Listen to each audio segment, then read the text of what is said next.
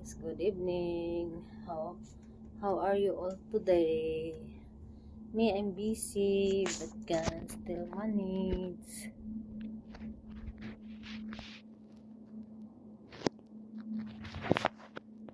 Happy weekend everyone.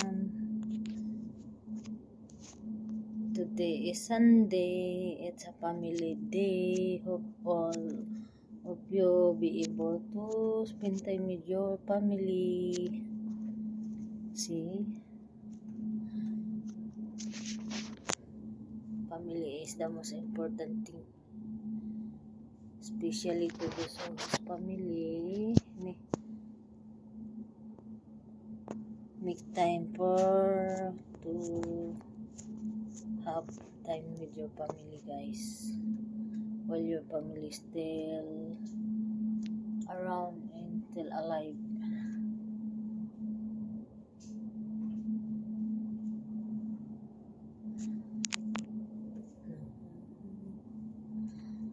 Thanks God I was able to finish